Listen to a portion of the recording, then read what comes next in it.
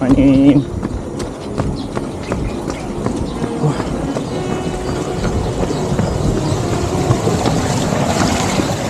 So, meron din tayong mga kasamahan dito na nagja-jog walk. Sa area pa rin yan ng Lucio Vilayo Road or Nursery Road going to Katanggawan Diversion Road of General Santos City. Good morning. Running 3 km na tayo mga preng. Merong restaurant dito. Saka kapag gabi bukas din dito para ang mini resto bar or something like that. Pero I think hanggang 11 lang sa atas sila, 11 PM or kasi minsan 12 midnight dumadaan kami dito pa uwi. Sarado na sila, minsan bukas din, depende siguro sa customer, but still yeah, this road is so very awesome. Napakaganda. Yun nga lang, dapat lakihan nila yung sidewalk dito kasi yun, isa ito sa mga magandang spot na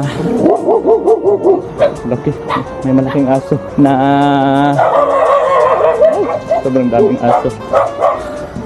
Ay, yung aso lang talaga yung isa sa nagpapatibok ng puso natin mga friends. So yun na nga, lakihan yung sidewalk dito soon. Kasi isa ito sa mga napakagandang gawaan ng activity tulad nito, yung jog walk session. Sobrang sobrang lupit. Kasi connected ito sa Katanggawan Diversion Road mula dun sa Lagao National Highway. So this will be a good spot and possible pwede ding puntahan ng mga turista dito, di ba? Kung meron nung parang sidewalk na malaki, yung tipong sidewalk talaga. Woo!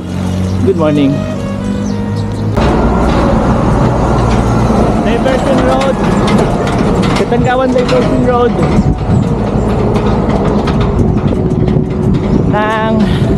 dito na nga tayo mga friend. Ay gagi, kawawa yung aso. Nasagasaan ba ito o natulog? Parang nasagasaan. Ay, nasagasaan na. Kawawa, friend. So going to going to All Homes na. Woo! And currently we're nasa 3 km na tayo mga friend. Woo! The road here is so very wide. So takbo na lang tayo. Yung ginagawa natin ngayon is jog walk lang. So, not totally pure running or jogging, mostly walking. Wala namang competition dito as long as nakapagpapawis tayo. That is the good thing that you should do. Kasi mostly sa mga runners natin, mga nagdo-jog walk, they do running or jogging because of their pride. Okay din naman yun. Sobrang okay yun kasi nga minsan yung pride nakakatulong sa atin to push more, to do more. But yun nga, may iba-iba tayong prinsipyo sa buhay. If you do compete to others, then go with limitation kung saan lang yung kaya mo. Pero kung kaya mo pang i-push hanggang sa labas ng limitation mo, then go it. Nasa sa'yo yung desisyon. But yun nga, katulad dito, for me this is not a competition. This is a exercise, pagpapawis na kailangan din ng katawan ko. So malapit na tayo sa All. So tawid tayo dyan sa kabila para makita natin yung daan mamaya. Good morning. Makita natin yung mga sasakyan. Ang hirap kasi dito, nasa likuran natin yung sasakyan. So possible asin pa ko palayo, mga side sweep tayo, malalaki pa naman yung mga sasakyan. Woo! Malapit na sa All Homes mga preng. Let's G! Sobrang daming sasakyan na malalakas magpatakbo. Ayan o, sobrang lakas. Nako. Woo!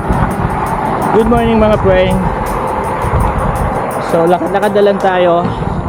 And also ito na naman yung isa sa mga investors dito sa Gensan. Isa itong, I think it's condo. I don't think so, correct me if I'm wrong, nakalimutan ko yung pangalan nito. Pero sinisimulan na to mga preng. Woo! Check natin, meron na nga silang notice dito. Whew. Meron tayong mga bikers na kasama dito. Whew. So, ito ba yung Alta Vista? Alta Vista. Alta. Ayun o. Alta Vista pa tayo. O, diba? I think it's Alta Vista. I'm not totally sure. Correct me if I'm wrong. O, diba? Kahit dito sa Jensen, meron pa rin Carabao. That's great. Minsan nga dito, dumadaan ako dito around 11. Meron tumawid na baka. Buti nila nakita ng partner ko. Lakas kasi magpatakbo dito mga preng. Kasi tahimik na yung daan during that time. Whew. Morning.